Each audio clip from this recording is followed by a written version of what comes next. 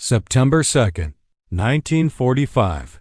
The USS Missouri rocked gently in Tokyo Bay as General Douglas MacArthur's signature dried on the Japanese instrument of surrender. But inside the makeshift medical facilities of devastated Tokyo, a different kind of warfare was about to begin. Nurse Akiko Tanaka pressed her back against the cold concrete wall of Tokyo General Hospital, her white uniform stained with the blood and tears of a nation brought to its knees. The fluorescent lights flickered ominously overhead, casting eerie shadows across the overcrowded wards where Japanese soldiers lay dying alongside civilians who had survived the atomic bombings of Hiroshima and Nagasaki. The rumors had been spreading like wildfire through the hospital corridors for weeks. American medical teams were coming. The same Americans who had rained fire from the sky, who had unleashed the sun's fury upon two cities, were now claiming they wanted to help heal the wounded. Akiko's hands trembled as she adjusted the bandages on Private Hiroshi Yamamoto, a young soldier whose legs had been shattered by shrapnel during the final bombardment of Tokyo. His eyes, once bright with the fervor of imperial loyalty, now stared vacantly at the cracked ceiling above. "They will experiment us," whispered Nurse Emiko Sato from across the ward, her voice barely audible above the moans of the wounded. "I heard they cut open prisoners while they were still alive, just to see how our bodies work differently from theirs." The other nurses nodded in grim agreement, their faces masks of terror and resignation. These women, who had dedicated their lives to healing, now found themselves caught between their duty to their patients and their fear of the approaching conquerors. Dr. Kenji Nakamura, the hospital's chief physician, had tried to maintain order and professionalism, but even his weathered hands shook as he made his rounds. He had served in the Imperial Japanese Army Medical Corps for 15 years, had seen the horrors of war in China and the Pacific Islands, but nothing had prepared him for this moment of absolute defeat. The American occupation forces were establishing field hospitals throughout Japan, and soon American doctors would be working alongside Japanese medical staff.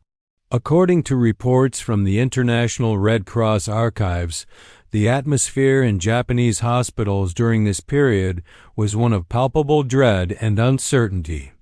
The cultural divide seemed insurmountable. Japanese medical practice emphasized harmony, respect for hierarchy, and traditional methods passed down through generations, while American medicine was perceived as aggressive, experimental, and individualistic. As the autumn wind whistled through the broken windows of Tokyo General Hospital, Nurse Tanaka looked down at the medical supplies that were running dangerously low. Morphine was almost gone. Surgical instruments were sterilized and re-sterilized until they were barely functional, and clean bandages were a luxury they could no longer afford. The irony was bitter. Their former enemies possessed the very resources that could save the lives of the men who had once fought against them. The sound of approaching military vehicles echoed through the streets outside, their engines growing louder with each passing moment. Akiko closed her eyes and whispered a prayer to her ancestors, asking for strength to face whatever horrors awaited them. She had no way of knowing that approaching American medical teams would challenge everything she believed about mercy, compassion, and the true meaning of healing. October 15, 1945. The morning sun cast long shadows across the hospital courtyard as 3 live green ambulances marked with red crosses pulled up to the main entrance of Tokyo General Hospital. Nurse Akiko Tanaka watched from the second-floor window as American soldiers in clean, pressed uniforms began unloading medical equipment that seemed almost impossibly advanced compared to their dwindling supplies. The sight of these well-fed, confident men made her stomach churn with a mixture of resentment and desperate hope. Captain James Mitchell stepped out of the lead vehicle, his tall frame commanding immediate attention from the Japanese medical staff who had gathered nervously in the lobby. At 32, he was young for a chief medical officer, but his experience treating battlefield casualties across the Pacific Theater had earned him the respect of his peers and superiors alike. His blue eyes surveyed the damaged hospital with professional assessment rather than judgment, noting the makeshift repairs, the overcrowded conditions, and the obvious shortage of essential supplies. Behind him emerged Lieutenant Sarah Chun, one of the few Chinese-American nurses in the Pacific Medical Corps whose ability to communicate in broken Japanese would prove invaluable in the coming days. She carried herself with quiet confidence, her medical bag slung securely over her shoulder as she took in the sea of frightened faces staring at them from doorways and windows. The third American was Corpsman Robert Williams, a seasoned field medic whose gentle manner with wounded soldiers had earned him the nickname Angel among the troops he had treated on beaches from Iwo Jima to Okinawa. Dr. Nakamura approached the American team with formal bow, his English halting but respectful. "Welcome to Tokyo General Hospital," he said, his voice barely concealing the tension that gripped his entire body. "We are honored by your presence." The words felt like ash in his mouth, but he understood the necessity of cooperation if his patients were to survive the coming winter. Captain Mitchell returned the bow with surprising grace, having been briefed on Japanese customs during his brief orientation in Manila. "Dr. Nakamura, we're here to work alongside your staff, not to replace them," he said in measured tones. "Your patients are now our patients, regardless of which uniform they once wore." The translation, provided by Lieutenant Chun, sent ripples of confusion and disbelief through the assembled Japanese medical personnel. The first test of this uneasy alliance came within hours of the Americans' arrival. Private Yamamoto, the young soldier Nurse Tanaka had been caring for, suddenly went into shock from internal bleeding that had gone undetected. His blood pressure plummeted, and his skin took on the gray pallor that every experienced nurse recognized as the approach of death. Dr. Nakamura examined him quickly and shook his head grimly. Without proper surgical facilities and blood for transfusion, the young man would not survive the day. Captain Mitchell appeared at the bedside, his trained eye taking in the situation immediately. "We need to get him to surgery now," he announced, already reaching for his medical kit. "Lieutenant Chun, prep him for emergency laparotomy. Williams, get the portable blood typing kit and find me donors." The swift, decisive action contrasted sharply with the resigned acceptance that had settled over the Japanese staff. As reported in military medical journals from this period, the integration of American and Japanese medical personnel was fraught with cultural misunderstandings and communication barriers that often impeded patient care. However, these same sources noted that emergency situations had a way of breaking down artificial barriers between medical professionals who shared a common dedication to preserving life. Nurse Tanaka watched in fascination as the American team worked with mechanical precision, their movements coordinated through months of battlefield experience. She had expected them to be rough, callous, perhaps even cruel to their former enemies. Instead, she observed Captain Mitchell speaking gently to the delirious Private Yamamoto in broken Japanese, his hands steady and sure as he prepared the young man for surgery that might save his life. November 3, 1945, the operating theater of Tokyo General Hospital had been transformed into something unrecognizable from its war-torn state just weeks earlier. American medical equipment hummed quietly in the background as Captain Mitchell made his first incision into Private Yamamoto's abdomen, his skilled hands guided by years of battlefield surgery. Nurse Tanaka stood frozen in the doorway, watching as the enemy surgeon worked to save the life of a man who had sworn to die before surrendering to American forces. Lieutenant Chun noticed Tanaka's hesitation and gently beckoned her forward. "We need your help," she said in careful Japanese, her words carrying none of the harshness that Tanaka had expected from their conquerors. "You know this patient better than we do. His medical history, his allergies, his family situation, All of this matters if we're going to save him.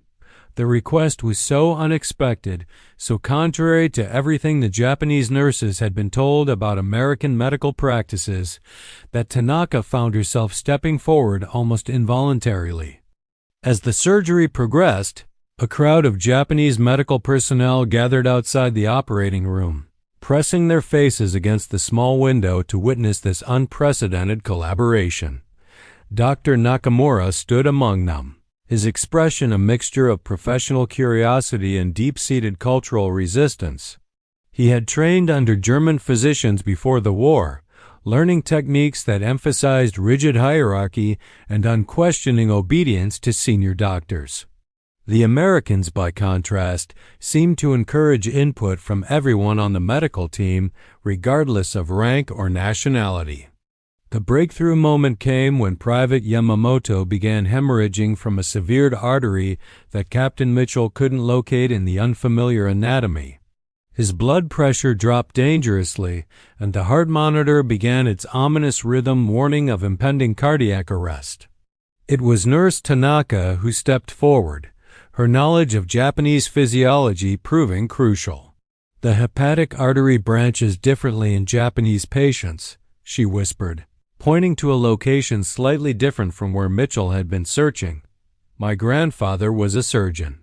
He taught me that our people have subtle anatomical variations." Without hesitation, Mitchell adjusted his approach based on Tanaka's guidance, locating and clamping the bleeding vessel just as Yamamoto's vital signs began to stabilize. The silence in the operating room was profound as American and Japanese medical personnel realized they had just witnessed something revolutionary, the moment when former enemies became colleagues in the service of healing.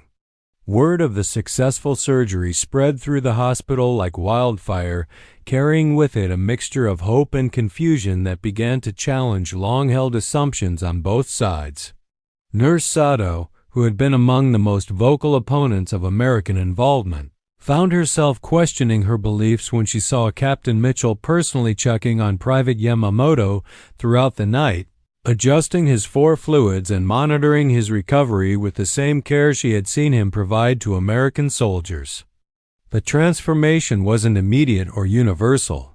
Many Japanese staff members remained deeply suspicious of American motives, convinced that this display of compassion was merely a calculated effort to gain their cooperation for some darker purpose.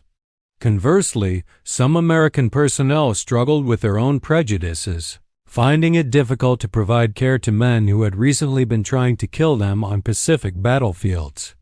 According to declassified documents from the Allied occupation archives, the period immediately following Japan's surrender was marked by significant tension between occupying forces and local medical institutions. However, these same documents note that shared medical crises had an unexpected ability to bridge cultural and linguistic divides, creating bonds of professional respect that transcended political boundaries. The evening after Yamamoto's surgery, Nurse Tanaka found Captain Mitchell sitting alone in the hospital cafeteria, staring at a cup of coffee that had long since grown cold. She approached him hesitantly, carrying a small tray with traditional Japanese tea. "Captain-san," she began, using the honorific T, had felt strange on her tongue when applied to a former enemy. "I wanted to thank you for saving Yamamoto-kun's life." Mitchell looked up with tired eyes, managing a weary smile as he accepted the tea with hands that still trembled slightly from the day's emotional strain. December 8th, 1945, 4 years to the day after Pearl Harbor. The irony was not lost on anyone at Tokyo General Hospital as American and Japanese medical personnel worked side by side in the pediatric ward, treating children who had been orphaned by the very bombing campaigns that brought these former enemies together. Nurse Tanaka cradled 6-year-old Kenji Sato, a boy whose parents had perished in the firebombing of Tokyo, while Lieutenant Chun carefully examined the burns that covered 30% of his small body. The child's case had become a symbol of the complex moral landscape that medical personnel on both sides were forced to navigate. Kenji had been injured not by Japanese military action, but by American incendiary bombs that had turned Tokyo's wooden neighborhoods into an inferno. Yet here he was, receiving the most advanced burn treatment available in the Pacific, administered by the very people whose country had caused his suffering. Captain Mitchell entered the pediatric ward carrying a small stuffed animal, a brown teddy bear that he had purchased from one of the few shops still operating in downtown Tokyo. The sight of this tall, imposing American officer carrying a child's toy struck the Japanese nurses as profoundly incongruous with their expectations of military occupiers. He approached young Kenji's bed slowly, his usual confidence replaced by the awkward gentleness of a man more accustomed to dealing with adult soldiers than traumatized children. "Konnichiwa, Kenji-kun," Mitchell said in his carefully practiced Japanese, offering the teddy bear with hands that had performed countless surgeries but now shook with uncertainty. The boy's eyes, previously vacant with trauma and pain, flickered with the first sign of interest he had shown since arriving at the hospital. The moment when Kenji's small fingers closed around the toy was witnessed by a dozen medical personnel who had gathered to observe this unusual interaction between former enemies.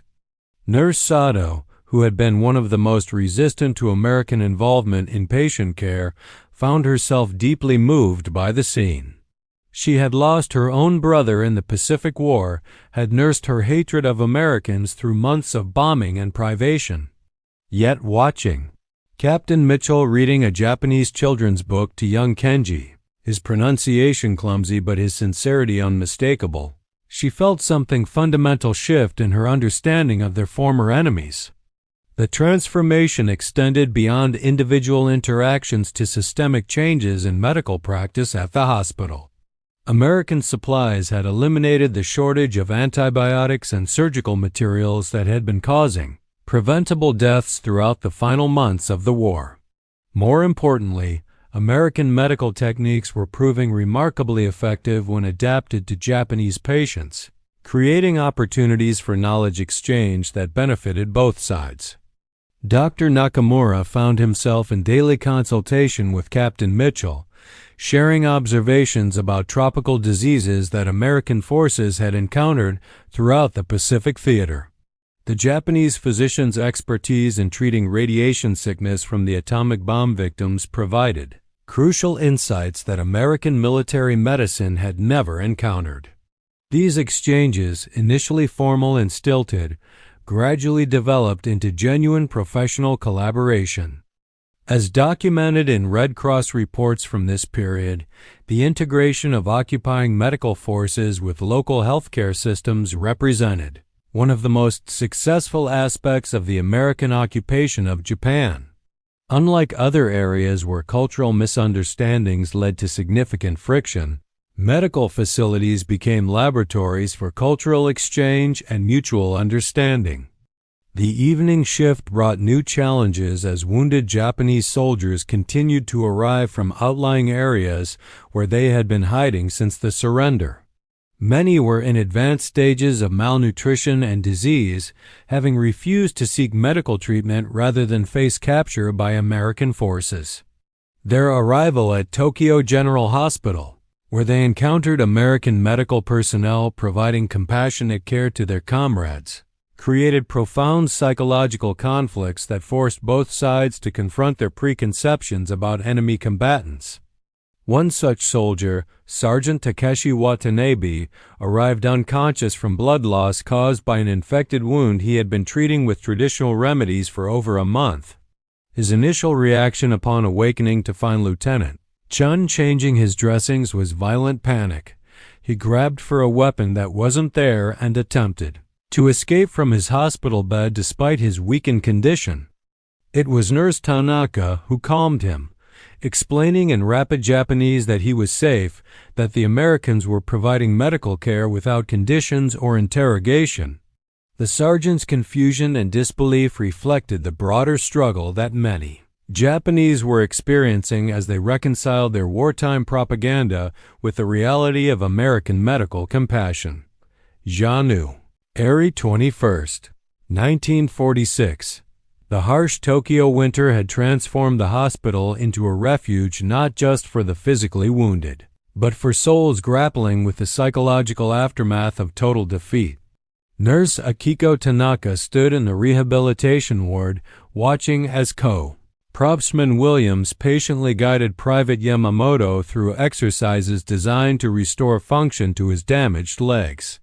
The young soldier who had once proclaimed his willingness to die for the emperor now worked methodically to rebuild his strength under the guidance of a man he had been taught to consider a barbaric enemy. The relationship between Yamamoto and Williams had become a microcosm of the broader transformation occurring throughout the hospital.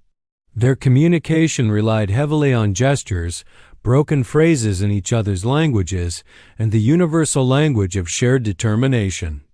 Williams had taken a personal interest in Yamamoto's recovery, staying after his regular shifts to help with physical therapy exercises and bringing small gifts, American chocolate, photographs of his own family in Iowa, magazines with pictures that transcended language barriers. Captain Mitchell had established what he called integrated medical rounds, where American and Japanese medical personnel conducted patient evaluations together. These sessions had initially been stilted affairs, with Japanese staff deferring automatically to their former conquerors.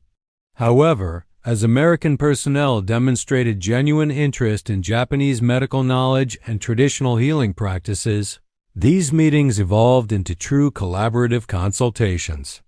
The breakthrough came during the treatment of elderly Mrs. Yoshiko Hasegawa, a 68-year-old woman suffering from severe depression following the loss of her 3 sons in the Pacific War. Western psychiatric approaches had proven ineffective, and her condition was deteriorating rapidly. It was Dr. Nakamura who suggested incorporating traditional Japanese concepts of spiritual healing alongside American psychological techniques. Working together, Captain Mitchell and Dr. Nakamura developed an innovative treatment approach that combined grief counseling with elements of Buddhist meditation and traditional Japanese concepts of healing through community support. Mrs. Hasegawa's recovery became a celebrated example of how cultural integration could enhance medical outcomes in ways that neither approach could achieve independently. Lieutenant Chun had taken on the role of cultural interpreter, not just translating languages but helping both sides understand the deeper meanings behind different approaches to medicine and healing. Her own background as a Chinese American gave her unique insights into both Eastern and Western medical philosophies, making her an invaluable bridge between the two cultures. The arrival of spring brought new challenges as the American medical team received orders to expand their operations to other hospitals throughout Japan. The prospect of their departure created unexpected anxiety among Japanese medical personnel who had come to depend not just on American medical supplies, but on the collaborative approach to patient care that had developed over the months of working together. According to military medical archives from this period, the Tokyo General Hospital experiment in integrated medical care had become a model for occupation authorities throughout Japan. The success of American-Japanese medical collaboration was being studied and replicated in other facilities, marking a significant shift from the punitive occupation policies that had been initially planned. Nurse Tanaka found herself in the unexpected position of teaching American medical personnel about Japanese patient psychology and cultural sensitivity. Her insights into how Japanese patients responded to different communication styles had proven invaluable in improving treatment outcomes. The woman who had once trembled in fear at the approach of American medical teams now served as their guide to understanding Japanese medical culture. The transformation was perhaps most visible in the treatment of former Japanese military personnel. Soldiers who had arrived expecting torture or experimentation instead found compassionate medical care that honored their dignity while addressing their physical and psychological wounds. This unexpected mercy had profound effects not just on individual patients, but on their families and communities who had been prepared for the worst. Private Yamamoto had progressed to the point where he could walk short distances with minimal assistance. His relationship with Corman Williams had evolved into something resembling friendship, despite the language barriers and cultural differences that separated them. They had developed their own system of communication that mixed broken English, basic Japanese, and universal gestures that conveyed meaning beyond words. March 10, 1946.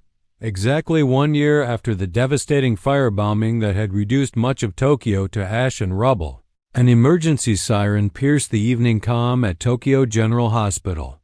A train carrying Japanese prisoners of war returning from Soviet labor camps had derailed 30 miles outside the city, leaving dozens of men critically injured and trapped in the wreckage. The irony was profound. These soldiers were coming home to a Japan occupied by the very Americans they had fought against, only to find themselves dependent on former enemies for their survival. Captain Mitchell received the emergency call at 2300 hours, immediately mobilizing every available medical professional for what would become the largest joint American-Japanese medical operation since the occupation began. The train had been carrying over 200 former soldiers, many already weakened by months of brutal conditions in Siberian work camps. Initial reports suggested multiple casualties with traumatic injuries that would require immediate surgical intervention. Nurse Tanaka volunteered for the emergency medical team despite having worked a double shift earlier that day. Her expertise in treating traumatic injuries and her ability to communicate with the wounded soldiers made her indispensable for the rescue operation. As the medical convoy raced through the darkened streets of Tokyo, she sat beside Lieutenant Chun, both women reviewing procedures for treating hypothermia, malnutrition, and the psychological trauma that these returning prisoners would inevitably be experiencing. The scene at the accident site was chaos illuminated by the harsh glare of military floodlights. The train had jumped the tracks while crossing a bridge, with several cars plunging into the shallow river below. American military engineers worked alongside Japanese civilians and railway workers to extract survivors from the twisted metal, while medical personnel established a triage area in a nearby field. Dr. Nakamura found himself working directly with Captain Mitchell to coordinate the massive rescue effort, their months of collaboration having created an efficient partnership that transcended their former enemy status. They moved from victim to victim, making rapid assessments and directing the flow of patients to different treatment areas based on the severity of their injuries. The most challenging cases were men who had spent over a year in Soviet captivity, their bodies ravaged by malnutrition and forced labor in subarctic conditions. Many suffered from advanced stages of scurvy, tuberculosis, and psychological conditions that American military medicine had never encountered. It was Japanese medical personnel who provided crucial insights into treating these uniquely devastating combinations of physical and mental trauma. Sergeant Watanabe, the former soldier who had initially panicked upon seeing American medical personnel, proved instrumental in calming the newly injured prisoners. His own positive experience with American medical care gave him credibility with men who might otherwise have refused treatment from their former enemies. He moved through the triage area, speaking quietly to frightened and confused soldiers, explaining that these Americans were there to help, not to harm. One of the most severely injured survivors was Lieutenant Colonel Masato Fujiwara, a former regimental commander who had been captured during the final battles of the war. Both of his legs were crushed in the train accident, and he was suffering from severe internal injuries that required immediate surgery. His military bearing remained intact despite his physical condition, and he initially refused treatment from American medical personnel. It was the intervention of Private Yamamoto that proved decisive. Still using crutches from his own injuries, he made his way to where Lieutenant Colonel Fujiwara lay on a stretcher, refusing medical attention. Speaking in the formal military language appropriate to addressing a superior officer, Yamamoto described his own treatment by American medical personnel, emphasizing the skill and compassion he had received. According to contemporary reports from the International Committee of the Red Cross, the train derailment rescue operation became a watershed moment in American-Japanese medical cooperation. The successful treatment of over 40 critically injured patients in a single night demonstrated the effectiveness of integrated medical teams and established protocols that would be used throughout the occupation period. The surgical teams worked through the night, with American and Japanese medical personnel alternating between lead and support roles based on the specific requirements of each case. Captain Mitchell found himself learning traditional Japanese techniques for treating cold weather injuries, while Dr. Nakamura observed advanced American surgical procedures for repairing traumatic damage to internal organs. Lieutenant Chen coordinated the complex logistics of managing dozens of patients with varying degrees of injury, her bilingual capabilities proving essential for maintaining communication between American and Japanese medical teams. Her calm efficiency under pressure had earned the respect of both sides, and she had become a trusted liaison who could navigate the cultural sensitivities involved in treating former enemy combatants. May 15th, Ninit, and 46 cherry blossoms had long since fallen from the trees surrounding Tokyo General Hospital, but the spirit of renewal that had begun during those first terrifying days of American occupation had blossomed into something unprecedented in the history of warfare. Nurse Akiko Tanaka stood in the main corridor, watching as Captain Mitchell conducted his final rounds before being transferred to a military hospital in Yokohama, his mission at Tokyo General officially complete. The statistics told only part of the story. Over the past 8 months, the integrated American-Japanese medical team had treated more than 3,000 patients, with mortality rates that were significantly lower than either purely American or purely Japanese medical facilities in the region. More importantly, they had established protocols for cross-cultural medical cooperation that were being implemented throughout occupied Japan and would influence military medical doctrine for decades to come. Private Yamamoto had progressed to the point where he could walk without assistance, though he would always carry a slight limp as a reminder of his wounds. More significantly, he had become fluent in basic medical English and was training to become a physical therapy assistant, working under the guidance of Corman Williams to help other wounded soldiers regain their mobility. The young man who had once sworn to die rather than surrender had found new purpose in helping others heal from the physical and psychological wounds of war. The relationship between Dr. Nakamura and Captain Mitchell had evolved far beyond professional courtesy into genuine friendship and mutual respect. They had co-authored several papers on the treatment of radiation sickness and tropical diseases that would be published in both American and Japanese medical journals. Their collaboration had produced innovations in surgical technique that neither could have achieved working alone, demonstrating the potential benefits of international medical cooperation. Lieutenant Chun had received orders to remain at Tokyo General as part of a permanent liaison team, her skills in cross-cultural communication having proven too valuable to transfer elsewhere. She had established a training program for Japanese nurses who wanted to learn American medical techniques, while also documenting traditional Japanese healing practices that could be integrated into Western medicine. The pediatric ward had become a symbol of the transformation that had occurred throughout the hospital. Young Kenji Sato, the boy who had been burned in the Tokyo firebombing, was preparing for discharge to live with relatives in Kyoto.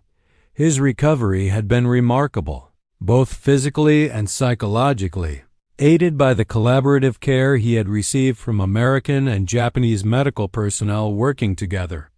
Mrs. Hasegawa, the elderly woman who had suffered severe depression after losing her 3 sons, had become an unofficial hospital volunteer, helping other patients cope with grief and loss through a unique combination of traditional Japanese spiritual practices and American psychological counseling techniques. Her recovery had inspired the development of integrated mental health programs that were being studied by military psychiatrists throughout the Pacific Theater. As documented in Occupation Authority reports from this period, the Tokyo General Hospital had become a model for successful integration of occupying and indigenous medical personnel. The lessons learned there were being applied to medical facilities throughout Japan, Korea, and other territories under American military administration. The farewell ceremony for Captain Mitchell was unlike anything previously seen in military medical history. Japanese medical personnel, many of whom had initially feared and resented his presence, gathered to express their gratitude and respect. Nurse Sato presented him with a handmade traditional Japanese medical bag, while Dr. Nakamura offered a formal speech praising his skill, compassion, and cultural sensitivity. Captain Mitchell's response was characteristically modest, emphasizing that the achievements at Tokyo General had been the result of collaboration and mutual learning rather than American medical superiority. He spoke of how much he had learned from Japanese medical personnel about patience, precision, and the importance of treating not just physical symptoms, but the whole person within their cultural context. The moment that perhaps best symbolized the transformation was when former Lieutenant Colonel Fujiwara, now recovered from his train accident injuries, approached Captain Mitchell with a formal military salute.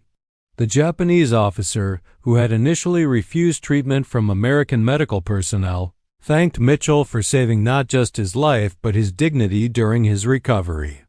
Corman Williams had volunteered to remain at Tokyo General as part of the continuing medical support mission, his bond with Private Yamamoto and other Japanese patients having created relationships that transcended military orders.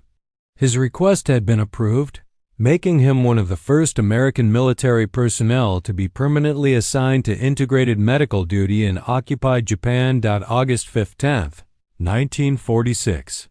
Exactly 1 year after Emperor Hiro's surrender broadcast had ended the Pacific War, Tokyo General Hospital hosted an unprecedented ceremony that would have been unimaginable during the dark days of 1945. Representatives from the American Military Medical Corps, the Japanese Ministry of Health, and the International Red Cross gathered to formally establish the Tokyo General Hospital as a permanent center for international medical cooperation and training. Nurse Akiko Tanaka, now serving as the hospital's Director of International Medical Relations, stood at a podium addressing an audience that included former enemies who had become colleagues, friends, and pioneers in cross-cultural medical cooperation. Her journey from terrified nurse expecting torture and experimentation to international medical diplomat embodied the transformation that had occurred not just at one hospital, but throughout Japan's relationship with its former conquerors. The ceremony took place in the hospital's new auditorium, built with combined American and Japanese resources and designed to accommodate the cultural needs of both societies. Traditional Japanese architectural elements blended seamlessly with modern American medical facility design, creating a space that symbolized the successful integration of two very different approaches to healthcare and healing. Private Yamamoto, now rehabilitation specialist Yamamoto, demonstrated the physical therapy techniques that had been developed through American-Japanese collaboration. His presentation to visiting medical personnel from around the world showed how traditional Japanese concepts of gradual, patient healing could be enhanced by American innovations in prosthetics and mobility assistance. The young soldier who had once prepared to die for his emperor now dedicated his life to helping others walk again. Dr. Nakamura had been appointed as the hospital's chief of integrated medical services, a position created specifically to oversee the continuing collaboration between American and Japanese medical personnel. His office walls displayed certificates and awards from both countries, recognizing his contributions to developing medical protocols that had reduced patient mortality and improved treatment outcomes across multiple conditions. Lieutenant Chun, now promoted to Captain Chun, supervised a training program that had become the model for military medical cooperation throughout the Pacific. Her students included Japanese nurses learning American surgical techniques, American medics studying traditional Asian approaches to pain management, and international observers from countries seeking to implement similar programs in their own territories.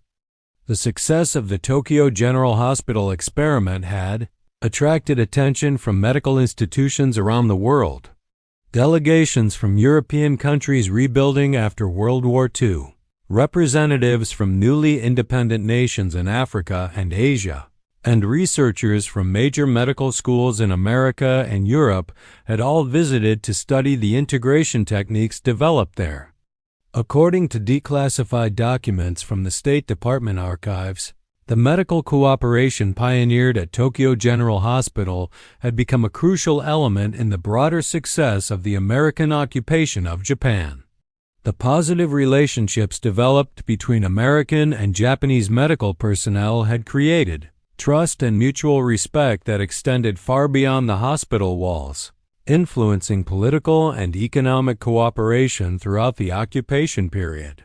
The most remarkable transformation was perhaps seen in the attitudes of patients and their families.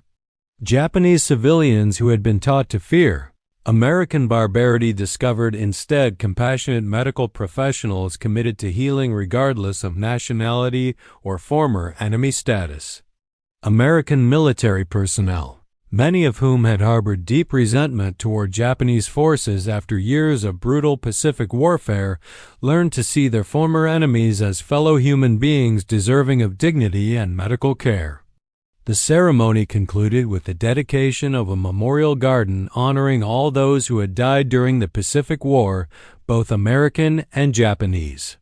The garden's design incorporated elements from both cultures, with American oak trees planted alongside Japanese cherry trees, creating a living symbol of reconciliation and hope for the future. Corman Williams, now permanently assigned to Tokyo General, had married nurse Emiko Sato in a ceremony that had required special permission from both American military authorities and Japanese civil authorities. Their wedding had become a symbol of how personal relationships could transcend the artificial barriers created by war and nationalism. As the sun set on the first anniversary of Japan's surrender, the transformation at Tokyo General Hospital stood as proof that even the deepest hatreds could be healed through shared commitment to preserving human life and dignity. The American doctors and nurses who had arrived expecting to treat a conquered enemy had instead discovered colleagues and friends. The Japanese medical personnel who had feared torture and humiliation had found respect and partnership. The legacy of Tokyo General Hospital would extend far beyond the occupation period, establishing principles of international medical cooperation that would influence humanitarian missions, military medical doctrine, and cross-cultural healthcare delivery for generations to come. In a world still learning to heal from the wounds of global warfare, this small hospital in war-torn Tokyo had proven that mercy and compassion could indeed triumph over prejudice and hatred, one patient at a time.